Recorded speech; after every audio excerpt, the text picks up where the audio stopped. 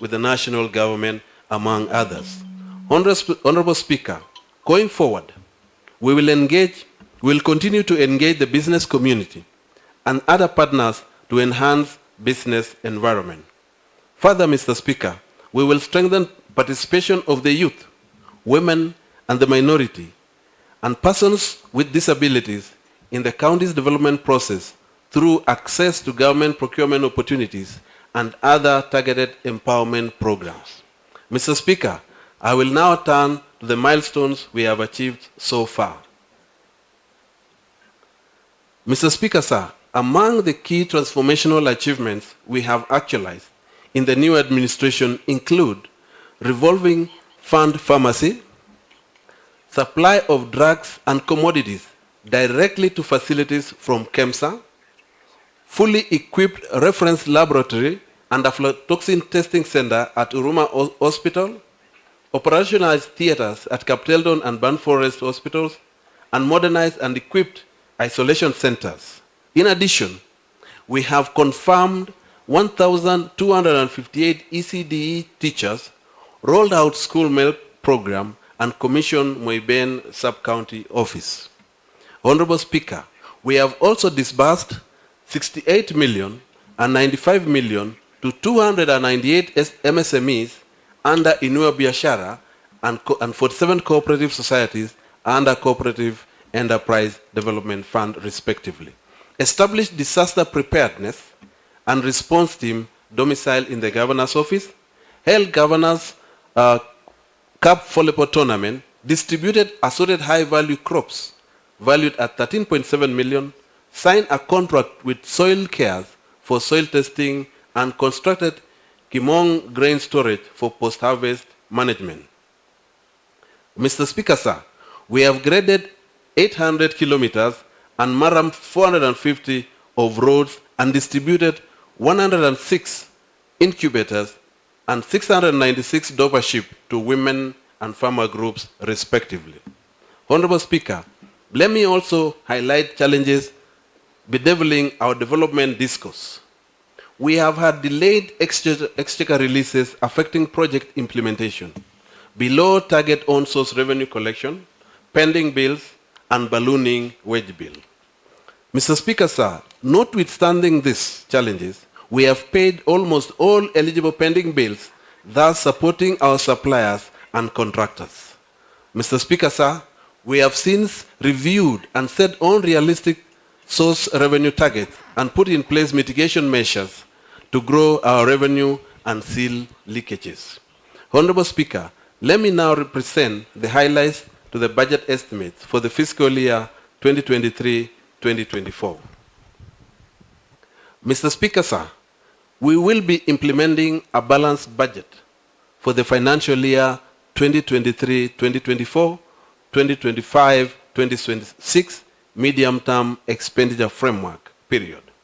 Honorable Speaker, the overall budget for the financial year 2023-2024 is 9.8 billion to be financed by 8.4 billion in form of equitable shareable revenue, 1.2 billion as on-source revenue, 278 million as conditional grants. Mr. Speaker, sir, we are, however, aware of additional allocations on conditional grants which will be factored subsequently. Honorable Speaker, this will comprise expenditure of recurrent expenditure of 6.8 million and development expenditure of 6.8 billion, Mr. Speaker, and 3 billion development expenditure, which translates to 69% and 31% respectively. We are therefore in compliance with the fiscal responsibilities outlined in Section 107(2)(b) of PFM Act 2012. We will also ensure that this requirement is not only met in terms of allocation, but is fulfilled in actual expenditure. Mr. Speaker, on spending priorities, let me give priorities for the coming financial year. In the administration and governance sector, Honorable Speaker, the sector comprises of the Office of the Governor, Finance, Economic Planning, Public Service Management, Administration and Devolution Units, County Public Service Board, and the County Assembly.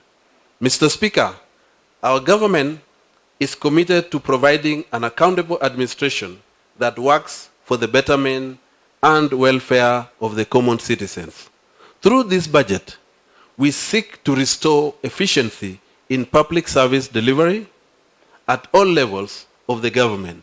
I have therefore allocated a total of 2.3 billion to this sector, of which 2.2 is recurrent and 131 million is for capital expenditure.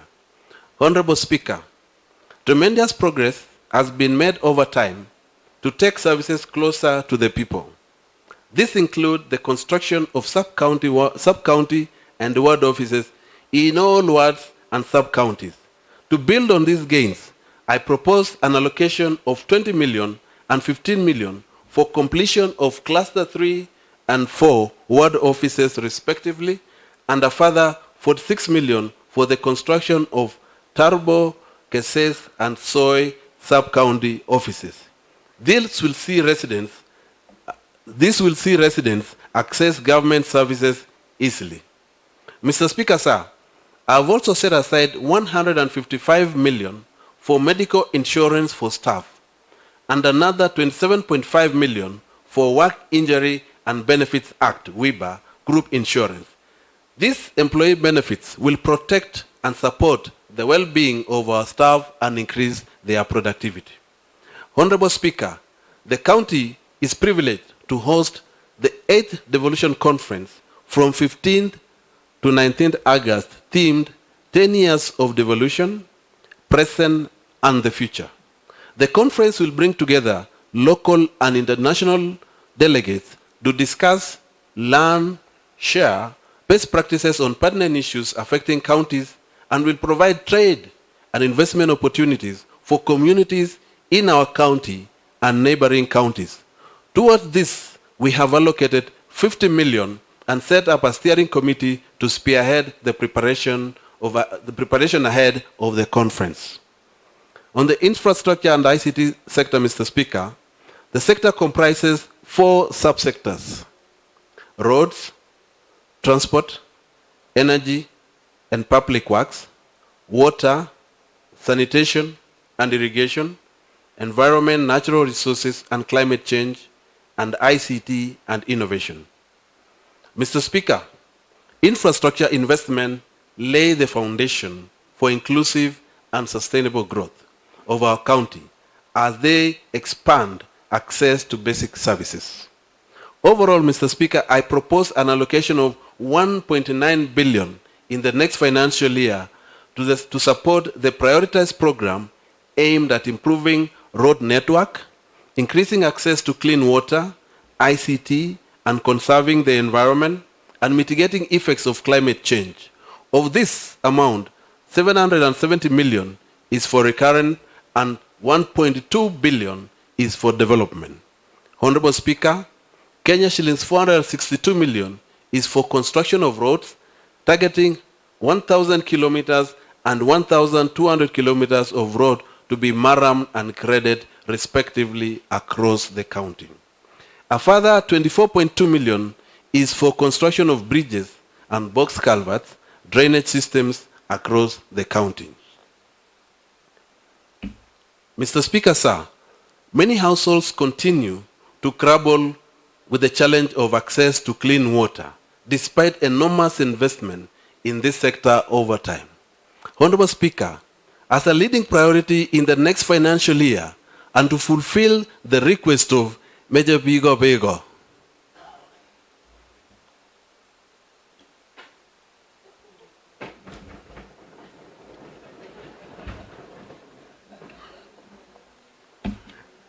I repeat, Mr. Speaker, as a leading priority in the next financial year and to fulfill the request of Major Bigo, as voiced by residents during the campaign by His Excellency the Governor, I have allocated 454 million for the development of various community water supply projects across the county.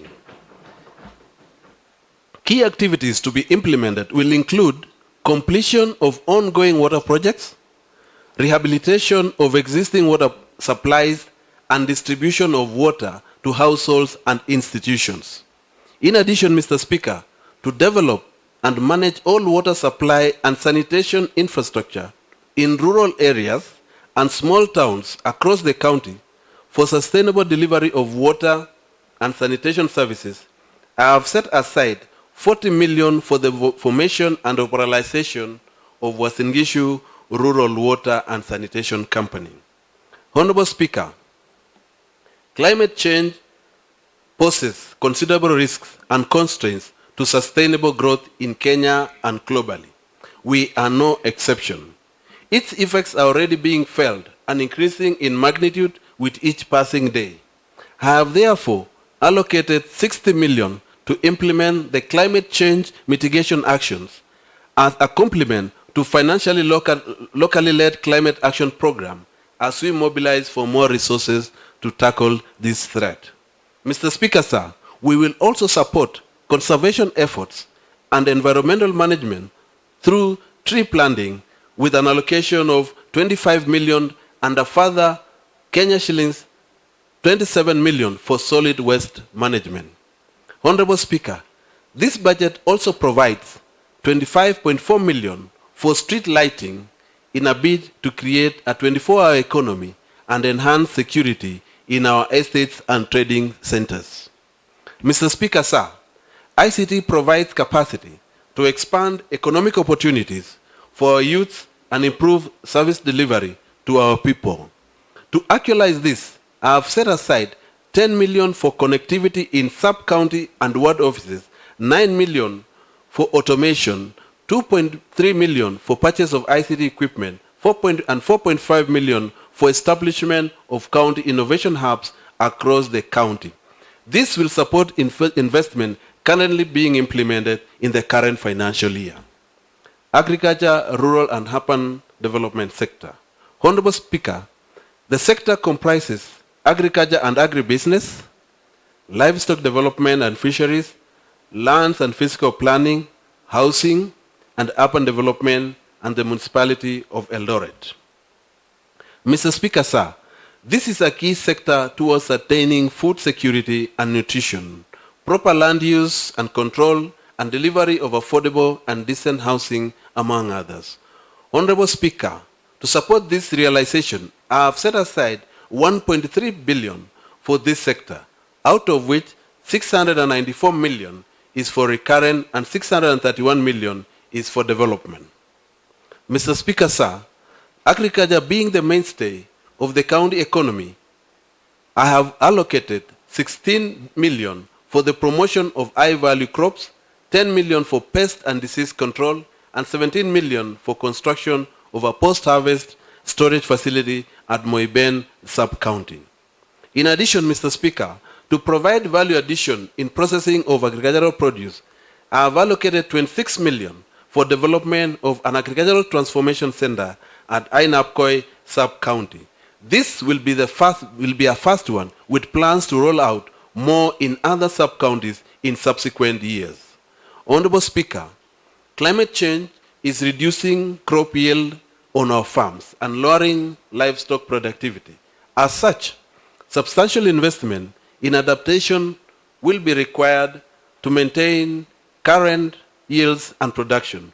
We will therefore promote climate-smart agricultural practices as the county with a focus on increasing productivity and enhancing resilience.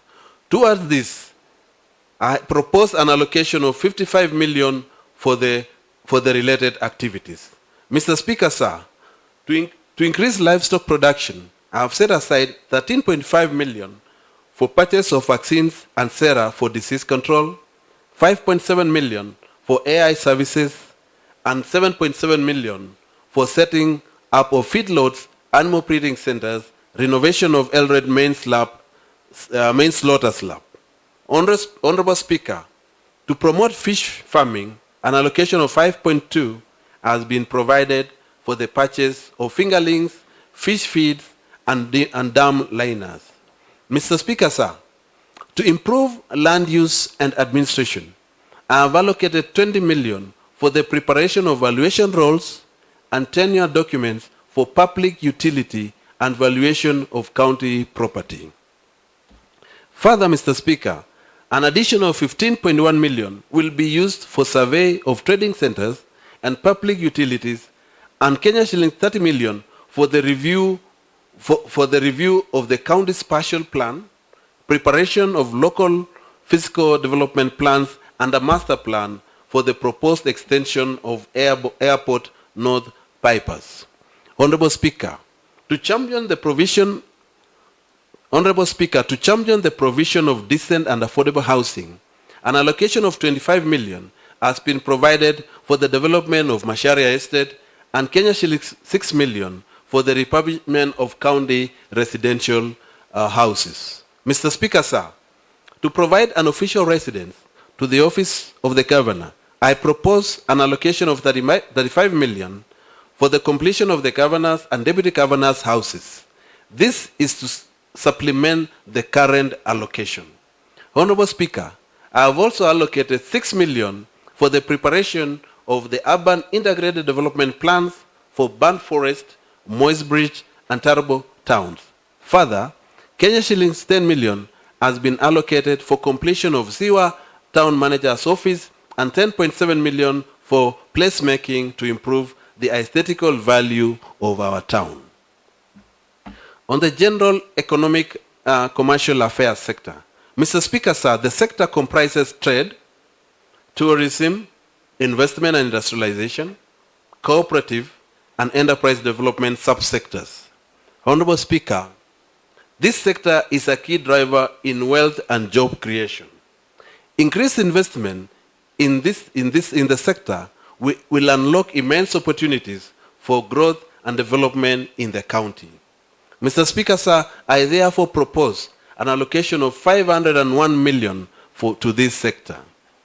Honorable Speaker, to actualize the need to support industrialization in the county and in line with the bottom-up economic transformative agenda, I have allocated 250 million for the development of County Aggregated Industrial Park, KIPES, a joint venture with the national government. This will be a game changer in creating wealth and jobs for our farmers and youths. Mr. Speaker, sir, to accommodate more traders and alleviate congestion within the CBD trading area, we are constructing an ultra-modern market with a parking facility jointly with the national government to offer about 10,000 small traders spacious and decent places to run their business. Honorable Speaker, I have also set aside 10 million for construction and rehabilitation of retail markets and livestock auctions across the county. This is in addition to making affordable credit accessible to MSMEs through Inua Biashara Fund in line with the bottom-up economic transformation agenda. Mr. Speaker, sir, to promote tourism in the county, we will undertake beautification of River Soshani within the Central Business District near Champions Market, and an allocation of 6 million has been factored.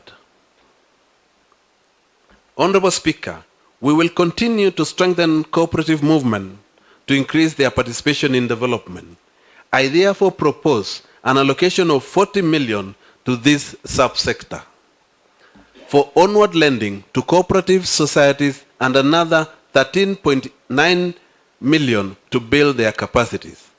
Mr. Speaker, on the health services sector, this sector comprises clinical services, promotive and preventive health subsector. Honorable Speaker, we seek to guarantee access to quality and affordable health to the residents of the county. In pursuit of this outcome, I propose an allocation of 2.5 billion to health services sector. Mr. Speaker, sir, 7 million will go to rehabilitation of health facilities, 15 million for construction and upgrading of health centers and dispensaries, and 145 million is for completion of Ziwa Level 5 and Keses Level 4 hospitals. Additionally, 96 million is for construction of Turbo Level 4 and Moiben Level 3B hospitals. Honorable Speaker, We also endeavor to make the challenge of drug stockout in our health facilities a thing of the past. I therefore propose an allocation of 212 million for the purchase of drugs and non-pharmaceutical supplies and an additional 5.5 million for purchase of dental equipment. Mr. Speaker, sir, we are also reaffirming our unwavering commitment to strengthening multilateral systems for pandemic preparedness and response through collaboration with the national government and development partners. Such collaboration have borne fruit, including the recent receipt of oxygen cylinders and training of staff on disease prevention and control. Mr. Speaker, sir, the next sector is education and social protection. Mr. Speaker, the sector comprises education and vocational training, gender, social protection, culture, youth affairs, and sports. Honorable Speaker, I propose an allocation of 1.2 billion to this sector. Mr. Speaker, sir, to build on success made in the current year on the confirmation of ECDE teachers and rollout of school milk program, I have further allocated 99 million for the development and equipping of ECDE facilities across the county and an additional 72.5 million for the school milk program, a key promise of His Excellency the Governor. Honorable Speaker, to enable bright children from poor background access education at all levels, I propose an allocation of 130 million for bursaries. Further, to equip our youths with the necessary skills for competitive labor market, I propose an allocation of 33.8 million for construction of Nganyile VTC, 36.2 million for subsidized vocational training tuition fee, and a further 28.6 million for Uasin Gishu Education Revolving Fund to support students enrolling in our VTCs. Mr. Speaker, sir, as a champion in youth empowerment and sports development, our focus is on completion of 64 Stadium and Chagaya High Altitude Training Camp with an allocation of 106 million and 29 million respectively. In addition, we will develop Uasin Gishu County Talent Development. In addition, Mr. Speaker, we will develop Uasin Gishu County Talent Development Multipurpose Center with an initial allocation of 13.9 million and establish Youth Service Center and Youth Enterprise and Incubation Fund with an allocation of 10 million each. Honorable Speaker, on social protection and gender mainstreaming, allocation of 18 million has been provided for completing Chebolol Special Needs Assessment and Training Center, 2 million for setting up safe homes, and 3 million for equipping homecraft. Mr. Speaker, to promote our culture and heritage, we intend to construct cultural shrines at Tarakwa Ward at a cost of 3 million. Honorable Speaker, my address to this House would not be complete without mentioning the need to equitably develop all parts of the county. Towards this end, I propose an allocation of 1.2 billion for ward projects in line with Uasin Gishu County Equitable Development Fund Act of 2019. Mr. Speaker, sir, on the revenue raising measures. Mr. Speaker, Article 209 of the Constitution of Kenya requires county governments to impose property tax, entertainment tax, fees, and charges for services they offer. Further, Section 132(1) of Public Finance Management Act 2012 requires the CECM Finance to pronounce revenue-raising measures for each financial year for the county government. Honorable Speaker, in order to improve our own source revenue, we shall adopt an automation and a cashless payment system, as well as streamline our taxation and fee structure. We will also monitor our revenue base, evaluate our revenue-raising measures, and pursue an evidence-based approach to own source revenue policy decision-making, besides developing a pricing policy. In addition, we have concluded the procurement of a robust revenue system and currently on implementation. Further, our revenue-raising measures have been captured in the finance bill that shall be tabled in this House. Mr. Speaker, sir, as we prepare financial year 2023-2024 budget, our emphasis will be on an aggressive revenue mobilization measure to support the expenditures highlighted in this budget. We will pursue the following: automation of all revenue streams, harmonize cross-border levies and charges, update valuation roles for rating, establish revenue one-stop shops, sensitize and mobilize taxpayers' revenue services, allocate resources to revenue functions, establish debt recovery collection units, decentralize revenue collection to lower administrative levels, develop policy and legal framework on revenue administration, broaden revenue base, build staff capacity on revenue management, and implement fully the Finance Act. Honorable Speaker, notwithstanding the above, emphasis will be on automation, efficiency, effectiveness, and humane resource management on revenue collection. Mr. Speaker, sir, this budget has been prepared within the context of constrained fiscal space amid great expectations from the citizens. However, we have carefully considered key priority areas and made allocations in the face of scarcity to accelerate county's transformative agenda. Finally, Mr. Speaker, we will appreciate that the county government complied with all the legal provisions pertaining to budget-making process, including extensive public participation. I can therefore, Honorable Speaker, authoritatively confirm that this budget reflects the true aspirations and priorities of the residents who turned up in large numbers, especially during the identification of ward projects. As I conclude, I'm grateful to the Governor and the Deputy Governor for their support and the leadership in the strides already realized, and I have great optimism that this county will grow to greater heights. Honorable Speaker, let me also thank my fellow County Executive Committee members who have shared the load of the tough decisions that have to be made.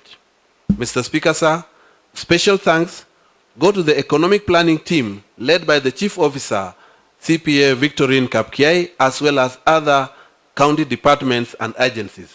Honorable Speaker, let me also thank the Honorable Speaker, majority and minority leaders, the respective committee leadership, and the entire House for the immense support during the budget-making process. Mr. Speaker, sir, my gratitude goes to the Honorable Chair of Finance, Budget and Appropriation Committee, members of the committee, and staff for their contributions. Lastly, I thank every resident and all other stakeholders of Uasin Gishu County for their active engagement and participation in the financial year 2023-2024 budget process. I therefore present the following. Budget statement for 2023-2024, estimates of revenue for financial year 2023-2024. Thank you. May God bless you. May God bless Uasin Gishu. I therefore submit.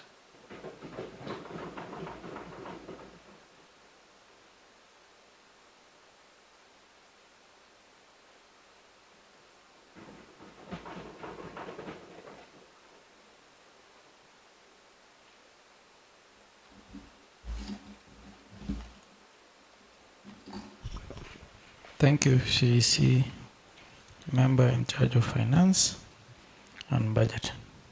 Honorable members, may I take this opportunity to thank the CEC in charge of finance, economic planning, for presenting the Uasin Gishu County Budget Policy Highlights and Revenue Raising Measures for financial year 2023-2024. I also want to thank honorable members for listening keenly to these policy highlights, the chief officers who are around, the directors, Uasin Gishu County staff, the media, and all residents of Uasin Gishu for keenly following this presentation. Therefore, honorable members, since there is no any other business to transact today, this House stand adjourned until Tuesday, 4th June 2023 at 9:30 a.m.